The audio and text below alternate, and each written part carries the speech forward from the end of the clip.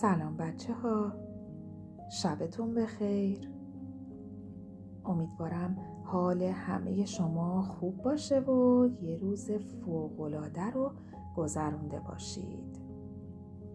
آماده شنیدن یه قصه زیبا هستید؟ پس مثل هر شب به مامان و بابا شب بخیر بگید و با خاله شادی بیاید به دنیای قصه ها. قصه امشبمون اسمش هست موطلایی و 3 خرس. روزی روزگاری 3 خرس بودن که توی کلبه کوچکشون زندگی می‌کردن. کلبه اونها وسط یه جنگل سرسبز زیبا بود. یکی از خرسا خیلی بزرگ بود. او پدر خانواده بود. مامان خرسی نه خیلی بزرگ بود نه خیلی کوچیک، متوسط بود. آخریم خرس کوچولویی بود که بچه بابا خرس و مامان خرسه بود.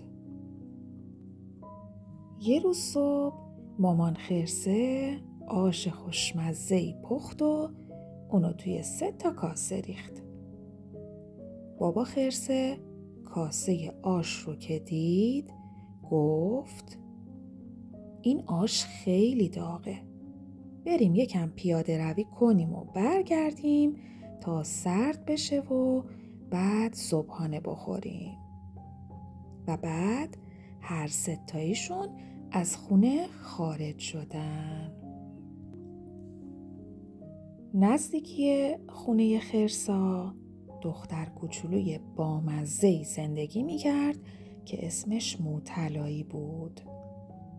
موطلایی صبح زود از خونه بیرون رفت تا یکم بازی کنه. وقتی خونه خرسا رو دید که درش بازه، با خودش گفت برم ببینم اونجا چه خبره. موطلایی رفت توی آشپزخونه. همین که چشمش به کاسه های آش افتاد یادش اومد که هنوز صبحانه نخورده.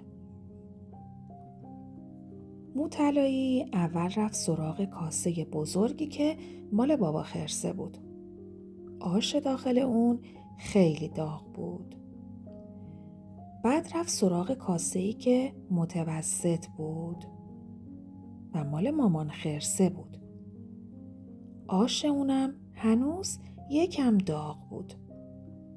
اما کاسه کوچیک نه داغ بود و نه سرد.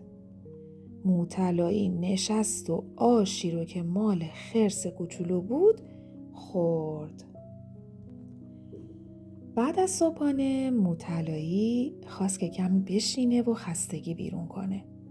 اما صندلی بابا خرسه خیلی بلند بود و قد موطلایی به اون نمی رسید.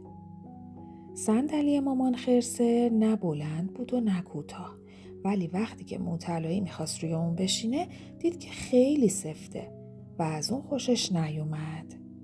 برای همین رفت سراغ صندلی خرس کوچولو که کوچیک بود و پایه های کوتاهی داشت. اما بچه ها، همین که موطلایی روی اون نشست صندلی شکست و تیکه تیکه شد. چون موطلایی برای اون صندلی بزرگ و سنگین بود. موطلایی به طبقه بالا رفت تا اونجا رو هم ببینه. وارد اتاق خواب شد. اول میخواست روی تخت خواب بابا خرسه دراز بکشه. اما تخت خواب بابا خرسه سفت و بزرگ بود. تخت مامان خرسه نه بزرگ بود نه کوچیک، اما اونم سفت بود. موطلایی روی تخت خرس کوچولو دراز کشید و دید که چقدر نرم و راحته. برای همین خیلی زود خوابش برد. چند دقیقه بعد بابا خرسه و مامان خرسه و خرس کوچولو به خونه‌شون برگشتن. بابا خرسه گفت یه نفر میخواسته از آش من بخوره. مامان خرسه هم گفت راست میگی، به آش منم دست زده. خرس کوچولو ناراحت شد و گفت وای، اون همه آش منو خورده. بابا خرسه به فکر فرو رفت که روی صندلیش لم بده. نگاهی بهش انداخت و گفت یه نفر صندلی منو تکون داده. مامان خرسه هم صندلیشو نگاه کرد و گفت صندلی منو هم هل داده. خرس کوچولو گفت وای، یه نفر صندلی منو شکسته و شروع کرد به گریه کردن.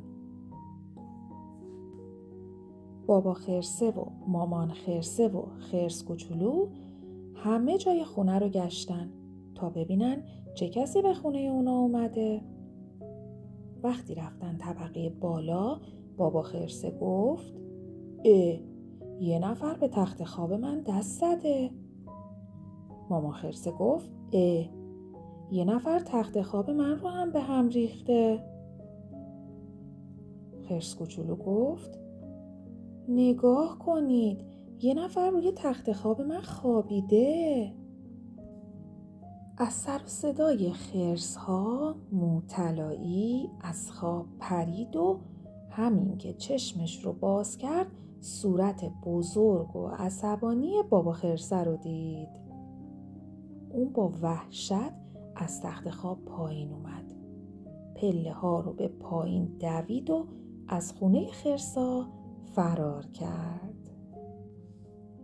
مامان خرسه گفت دختر کوچولو اونقدر ترسید که دیگه هیچ وقت بی اجازه وارد خونه کسی نمیشه.